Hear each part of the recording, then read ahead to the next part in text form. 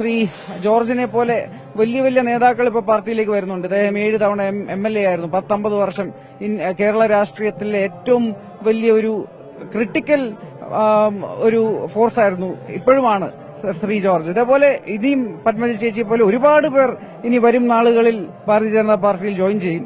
ഈ ഇലക്ഷനോടെ കഴിയുന്നതോടെ കേരളത്തിൽ കോൺഗ്രസ് പാർട്ടി തവിടുപൊടിയാവാൻ പോവുകയാണ്. പിന്നെ അവരൊക്കെ എവിടെ പോകുമെന്ന് എനിക്കറിയത്തില്ല. പക്ഷെ അതിനകത്ത് നിന്നിട്ട് ഒരു കാര്യവുമില്ല.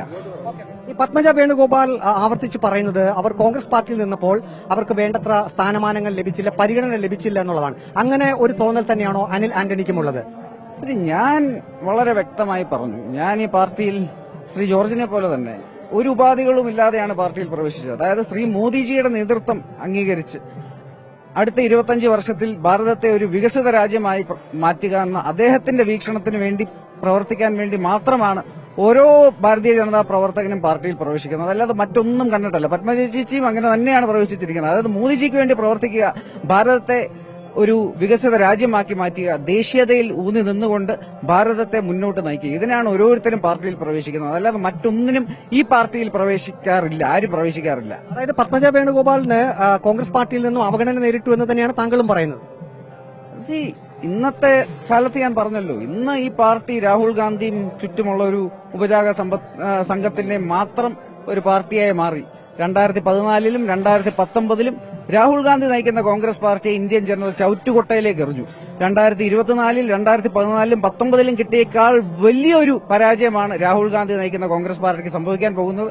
ഈ തെരഞ്ഞെടുപ്പിൽ ഞാൻ ഇത് നമ്മുടെ എല്ലാവരുടെയും ഗ്യാരണ്ടി, ഓരോ ഭാരതീയ ജനതാ പാർട്ടി പ്രവർത്തകന്റെയും ഗ്യാരണ്ടിയാണ്. ശ്രീ മോദിജി നയിക്കുന്ന ഭാരതീയ ജനതാ പാർട്ടി NDA 2014-ലും 2019-നേക്കാൾ വലിയ ഭൂരിപക്ഷത്തോടെ 370-ലധികം സീറ്റുകൾ ഭാരതീയ ജനതാ പാർട്ടിക്കും 400-ലധികം സീറ്റുകൾ NDAയ്ക്കും ലഭിച്ചുകൊണ്ട് നമ്മൾ മൂന്നാമത്തെ ടേം, മോദിജിയുടെ മൂന്നാമത്തെ ടേം തുടരും. അതിനൊരു സംശയമില്ല.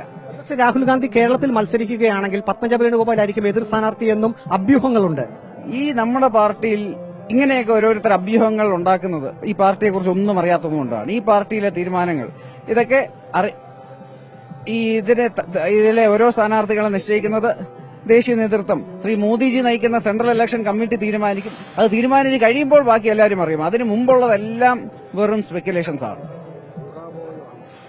PC ജോർജ് അങ്ങ് മനസ്സിലാക്കിയതുപോലെ പത്മജ വേണുഗോപാൽ BJPയിലേക്ക് ചേർന്നിരിക്കും. അങ്ങയുടെ ആദ്യ പ്രതികരണം എന്താണ്? പത്മജ വേണുഗോപാലൊക്കെ ഇതിനകത്തൊരു കക്ഷിയല്ല. അവര് വളരെ മാന്യയായ ഒരു കുടുംബിനിയാണ്. അവരുടെ ഭർത്താവ് ഒരു ഡോക്ടറാണ്. അവഗണന ഏറ്റവും മടുത്തിട്ടാണ് അവർ കോൺഗ്രസ് വിട്ടു നിൽക്കുന്നത്. അവർക്ക് പറ്റിയ സ്ഥലം എന്ന നിലയിൽ തന്നെയാണ് അവരിപ്പോ ഭാരതീയ ജനതാ പാർട്ടിയിൽ മെമ്പർഷിപ്പ് എടുത്ത് വന്നിരിക്കുന്നത്. അവരെ ഞാൻ സ്വാഗതം ചെയ്യുന്നു. ഇന്നലെ അവരെന്നെ ഫോണിൽ വിളിച്ചിരുന്നു, ഞാൻ സംസാരിച്ചിരുന്നു, ഞങ്ങൾ കാണുന്നുണ്ട്. എല്ലാ സഹായവും കൊടുക്കും.